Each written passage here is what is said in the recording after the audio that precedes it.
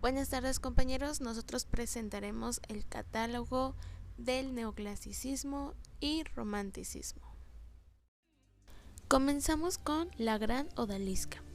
Es un cuadro de Dominique Ingres. Esta obra orientalista, pintada en 1814, representa a una mujer desnuda. Se trata de un cuadro al óleo de forma apaisada, mide 91 centímetros de alto y 162 de ancho. Actualmente se conserva en el Museo de Louvre de París, en Francia. La muerte de Marat. Es una pintura de estilo neoclásico, obra de Jacques-Louis David y una de las imágenes más famosas de la Revolución Francesa. Data del año 1793 y mide 165 centímetros de alto por 128 centímetros de ancho. Esta pintura representa el fallecimiento del líder revolucionario francés Jean-Paul Marat. Napoleón entronizado.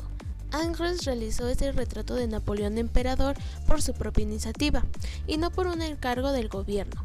Las dimensiones del lienzo son inusualmente grandes para esta etapa de Ingres, quien lo pintó en 1806. El artista recurre a modelos arcaicos para la representación. Todos estos modelos pretenden darnos una imagen de Napoleón sobrenatural, inmutable y eterno. Poseen todos los atributos de la monarquía francesa, de los cuales los más importantes son el cetro de Carlos V y la mano de la justicia de Carlomagno, el primer emperador francés. Los símbolos de la alfombra también traducen ideas de poder, como el águila romana o los signos zodiacales en las franjas laterales, como una premonición de los astros sobre el gobierno superior de Napoleón. Hay que tener en cuenta que Francia venía del periodo revolucionario, donde la austeridad era la norma. Sin embargo, con las conquistas napoleónicas, esto se transformó poco a poco en ostentación y también una mucha oficialidad. Así surge un arte cuyo objetivo principal es enaltecer el poder, algo que se va a hacer gracias a las formas y materiales más suntuosos. Porque el estilo imperio no solo llegó a las artes más tradicionales como la pintura y la escultura, también afectó a las artes decorativas y al diseño de interiores, el mobiliario e incluso la ropa, y por ello esta imagen de Napoleón es un buen ejemplo, ya que luce terciopelos o pieles de armiño, además de infinidad de complementos realizados en materiales preciosos. Por cierto, muchos de estos elementos lo emparentaban directamente con la imagen que se tenía de los emperadores romanos, como por ejemplo la corona de laurel y los cetros de mando. Y por supuesto, esto es algo que cuadra a la perfección con el gusto neoclásico de la época. La Fuente, también conocido como El Manantial, es un cuadro realizado por el pintor Jean-Auguste Dominique Ingres en 1856 y es una obra propia del neoclasicismo. Sus dimensiones son de 163 centímetros por 80 centímetros. Se conserva en el Museo de Orsay. Júpiter y Tetis es un cuadro de Jean-Auguste Dominique Ingres, pintado en Roma en 1811. Se conserva en el Museo Aix-en-Provence. Ingres se inspiró en el relato mítico según lo narra Homero en el primer canto de la Ilíada. Continuemos con las esculturas. Perseo triunfante. El Perseo con la cabeza de Medusa, o Perseo triunfante como también se le conoce, fue realizada en 1800 y a principios de 1801 por el pintor italiano Antonio Canova. Amor y Psique, o también conocida como El Beso. Esta es una escultura neoclásica realizada a finales del siglo XVIII por el italiano Antonio Canova. Su material es de mármol blanco. Mide unos 55 metros de alto y unos 68 metros de ancho. Actualmente está en el Museo de Louvre. Carita Educatrice, hecha por Lorenzo Bartolini de 1842 a 1845. El material es mármol y mide 192 centímetros de alto por 80 centímetros de ancho. En esta escultura se puede apreciar que una mujer cuida a dos niños. Ella anima al mayor a leer. En su pergamino está escrito la moraleja: haz a los demás como te gustaría que otros te hicieran a ti. La mujer personifica la virtud de Caritas en su papel de educadora. Caritas significa caridad, un tema típico italiano. Con esta escultura, Bartolini contribuyó a una discusión de la actualidad sobre la importancia de la educación en Toscana. La Marseillaise, hija de Júpiter y Juno. diosa de la juventud en la mitología grecorromana y copero de los dioses. Se encargó de servirles de beber. Hebe es una figura femenina muy apreciada por los escultores del siglo XIX. Canova, Thorwaldsen, Ruth o Aisley, entre los más famosos, se han apoderado de esta heroína. El propio Carrier trata este tema en varias ocasiones, que, además del tema de la bebida y las fiestas, seduce a las estatuas por la oposición que ofrece entre el esbelto cuerpo de la joven diosa y la poderosa imagen del águila que simboliza a Júpiter. En esta versión de 1858, toda la atención está puesta en la bonita silueta de Hebe, sentada sobre el águila a la que vierte el néctar.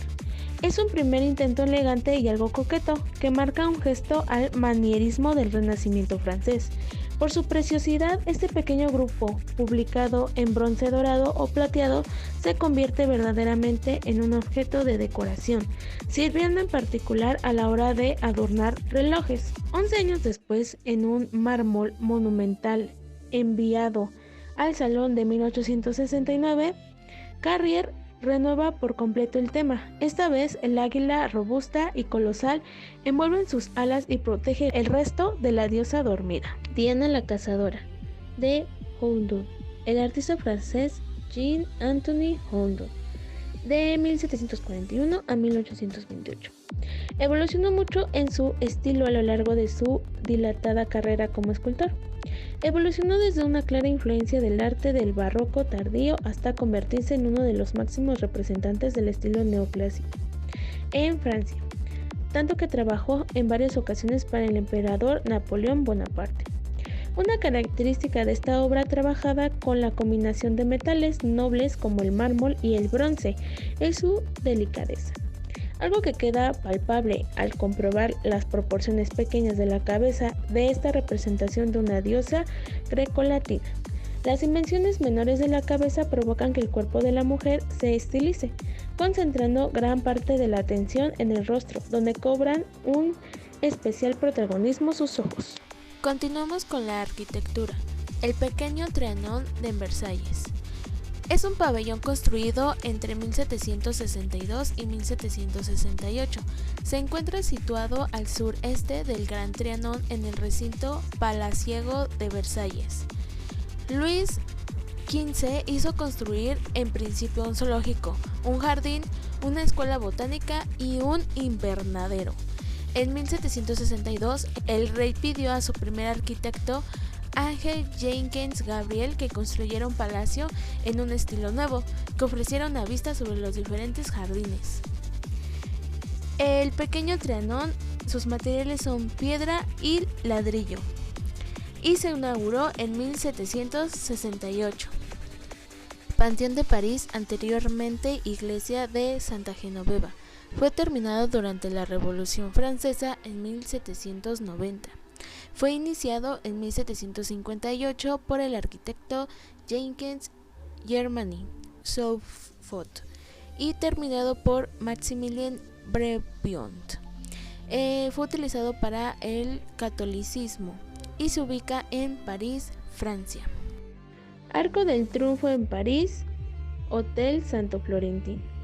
Lo que diferencia este Arco del Triunfo de París de sus predecesores son sin duda alguna de sus dimensiones: 50 metros de altura, 45 metros de anchura y 29 metros bajo la bóveda de la arcada. Puerta de Brandeburgo, obra del arquitecto Karl Gotthard Langhans.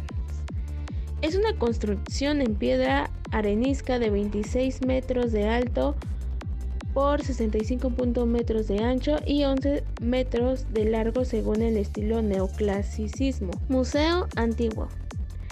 Fue diseñado en 1823 y terminado en 1830 por Carl Friedrich, el más famoso arquitecto del neoclasicismo alemán. Es una de las obras arquitectónicas más importantes del neoclasicismo en Berlín. La arquitectura del edificio, erigido en un terreno pantanoso sobre más de 3.000 palos de madera, se basa en el tipo de construcción de la estoa griega, con 18 columnas jóricas en su fachada frontal. Comencemos por algunas pinturas del romanticismo. La pintura Saturno devorando a su hijo. El artista fue Francisco de Goya y la finalización de la pintura fue en 1823. La técnica que se utilizó fue óleo sobre revoco trasladado al lienzo. La ubicación está en el Museo Nacional del Prado. Y lo que significa esta pintura es una pintura negra, llamada así por usar pigmentos oscuros y su técnica sombrías. El caminante sobre el mar de nubes. El artista David Friedrich, la técnica que utilizó fue óleo sobre tela y el año en que se creó fue en 1818. Su ubicación está en Kuntel de Hamburgo. El caminante simboliza al ser humano que concibe su vida terrena, la montaña a la que corresponde la masa rocosa en primer plano como preludio, a la vida eterna en el mar de nube. La naturaleza se regenera, pero el ser humano es mortal. Para los románticos, lo sublime era una cualidad de la naturaleza, de lo que es demasiado grande para ser aprendido por los sentidos. Consideraban que si lo bello nacía del equilibrio, lo sublime rompía la armonía entre la imaginación y la razón. Lo bello produce placer, decían, lo sublime provoca inquietud, turbación, incluso hasta terror. Ha sido considerada como una de las obras maestras y más representativas del romanticismo del año 1818. Mide 74.8 centímetros de ancho por 94.8 centímetros de alto. La libertad guiando al pueblo. Artista Eugène Delacroix. La ubicación está en el Museo del Louvre y la técnica que se utilizó fue óleo sobre lienzo. Su medida es de 260 por 325 centímetros y la finalización es de 1830. El retrato de Pushkin. El artista fue Ores Kiprensky y la creación fue en 1827. La ubicación está en Biblioteca Estatal de Rusia y la técnica que se utilizó fue lienzo. Después tenemos a las esculturas, que la primera es Philopoemen herido y el artista fue David Engels y la ubicación está en el Museo del Louvre.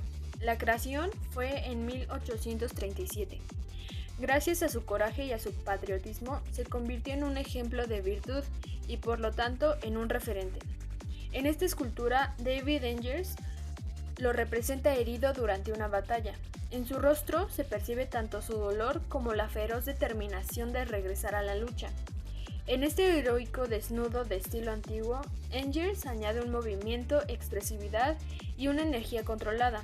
El escultor conservó varios atributos del guerrero como el yelmo cimbrado o la espada.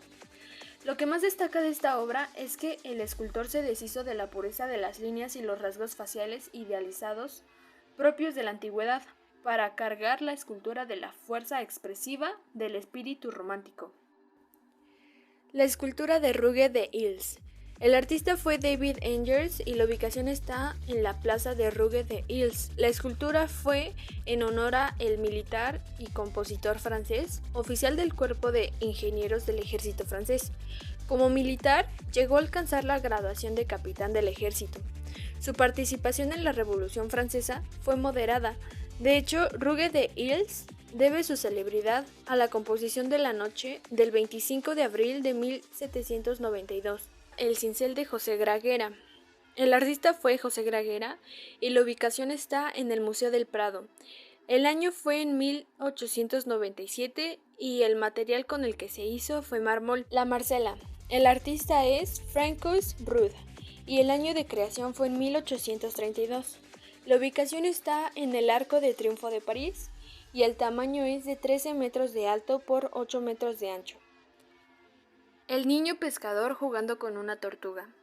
La escultura fue hecha también por Francois Rude en el año de 1833. La ubicación está en el Arco de la Estrella de París y el material que se utilizó fue mármol. Esta obra fue uno de sus grandes éxitos y con ella recibió la Legión de Honor en 1833, lo que sin duda sirvió para que recibiera después un importante número de encargos de todo tipo. Y también esta obra nos sirve para comprobar que Rude fue uno de los escultores de su tiempo más completos y que fue capaz de trabajar en sus diversos registros, desde los más personales, como esta obra, hasta los más oficialistas, como los monumentos que ya hemos citado. Después tenemos a la arquitectura. Existen diversos tipos, entre ellos está el neogótico. En su primera fase, el estilo romántico en la arquitectura rescató elementos de la arquitectura medieval, y fue allí donde surgió el movimiento neogótico. Este estilo tuvo una fuerte presencia en Europa y América del Norte. Sus principales características son la ojiva, la torre de púas, el rosetón, el trébol, que es procedente de la arquitectura religiosa, y la torre y los muros de madera aserrada, procedentes de castillos medievales. El Palacio de Strawberry Hill y el Palacio de Westminster son ejemplos de obras neogóticas. Después tenemos a la arquitectura neobarroco.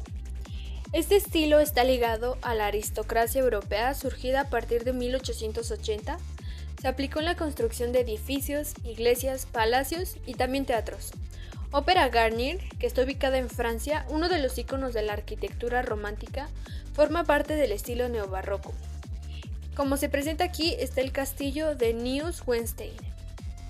También existe la arquitectura neorrómico, que la arquitectura aparece principalmente en iglesias. Surgió en el siglo XIX y se extendió por Europa y América. En Estados Unidos suele aparecer en edificios públicos y universidades. El uso de ladrillos o piedra monocromática, la fuerte presencia de arcos completos sobre los vanos y torres poligonales en los laterales de las fachadas son algunas de las características de la arquitectura neorrómica. El edificio que se presenta es el edificio principal de la Universidad de California. El estilo neomorisco, también conocido como neoislámico, surgió en Europa en el siglo XIX. Nacido en Inglaterra, se originó en la fascinación por la cultura de los países de Oriente. El Royal Pavilion de Brighton, diseñado por John Nash, es un ejemplo de trabajo neomorisco. Tiene cúpulas y minaretes en forma de cebolla. La arquitectura Portugal. La arquitectura romántica en Portugal llegó tarde, alrededor de 1830. La Guerra de la Independencia y la fuga de la familia real a Brasil son algunas de las razones que explican esta tardía aparición. Aún así, es allí donde tenemos algunas de las obras más bellas de la arquitectura romántica, como el Palacio de la Pena, la Capela de Dos Pestañas y el Salón Nobre del Palacio de Bolsa. La imagen que se presenta es el Palacio de la Pena. Y con eso damos fin a lo que sería toda nuestra exposición. Espero les haya gustado y les haya sido muy útil. Si tienen alguna duda o alguna pregunta, pueden hacerla sin ningún problema. De antemano, muchas gracias por su atención.